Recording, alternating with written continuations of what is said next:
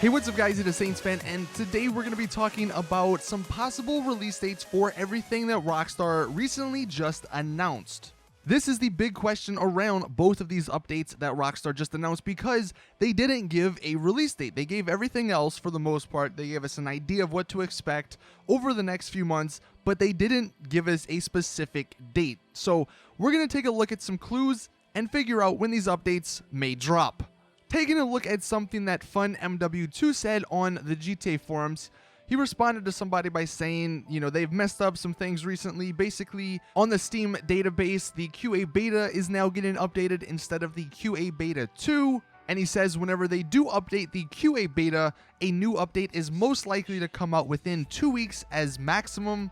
And we've seen that as an example on some of the past DLCs, the Lowrider Custom Classic as the most recent one. And then he also goes on to say that Yan said the 24th, May 24th, could be the release date for the new VIP stuff, and that he agrees with Yan, saying that the next update is the one with the VIP features since it's already in the coding. Now, just to show you guys what Yan actually said the other day, and I'm not like trying to always push Yan and Fun and say their word is gospel and all that, but they do have an idea of what's going on, and just to give you guys an understanding of like where I'm coming from. But Yan here said the end of May, around the 24th, maybe the Finance and the Felony update will be released, and then sometime in June is going to be when the new maps for the already released adversary modes, the Sumo, Inch by Inch, and In and Out.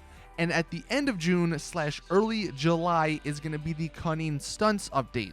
And then pretty much throughout all of that, there's going to be the event weeks with bonuses and sales going on pretty much every week. He also says at the bottom, he first initially thought that the update was going to be out on the 17th, but it most likely won't be.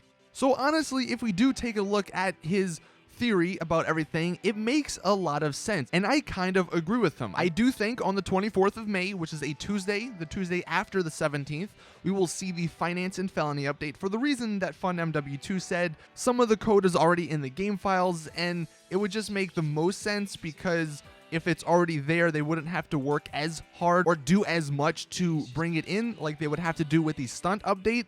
And having the stunt update come out around July 4th, not on July 4th, because I don't think that's a Tuesday, but somewhere around there, would make a lot of sense. One, because in the picture they showed on the Newswire, it obviously had the red, white, and blue stunt props that they were racing through. If you actually watch the in-game commercial for the Stunt Academy, it has a red, white, and blue theme like the logo, and I think they could tie it in with an Independence Day really nicely because both the Liberator and the Sovereign are semi-stunt vehicles, like they would fit well with a stunt update. So that's why I think his theory makes the most sense. Also in June, at least early June, there's E3, and it is pretty smart on Rockstar to not really release anything big during E3 or around E3 because there's going to be a lot of other hype regarding other games. Battlefield 1, Call of Duty, No Man's Sky comes out then. So, them sort of spreading it out and maybe releasing just these adversary mode maps, it'll still give people something to do if they only play GTA Online. But if you like some of these other games,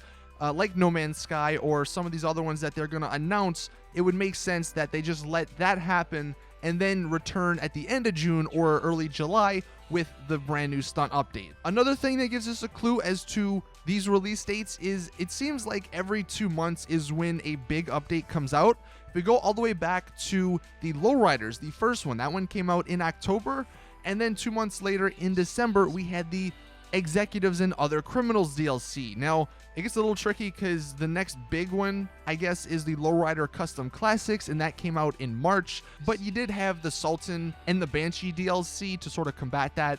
But 2 months after the March DLC would put it in May, and that would be the Finance and Felony update. And then 2 months later in July, bam, there's your Stunt School. Another reason I think we can count out May 17th, next Tuesday, is because they announced this Monday of this week, and if they were going to release one of these DLCs next week, you would think they would give a release date, because that's only a week out. Also regarding May 24th, that does line up with the QA beta that I keep talking about in these videos. May 24th would put it around the 2-week mark as to when that first started getting updated. So that is what I believe to be happening with these brand new updates. One on May 24th, some adversary mode maps in June. Maybe even we might see a new adversary mode, but I bet you there's nothing major going to be done in June. And then early July, we'll see the stunt school. And then after that, who knows what happens? Maybe they're cooking up some big DLC casino, maybe, probably not. But yeah, anyway, that is what I think. Let me know in the comment section what you guys think. Do you believe that everything I brought to the table here makes sense? Or do you have some other idea as to when these DLCs are going to drop? Anyway, hopefully you guys enjoy. Got 2 more videos coming out later today.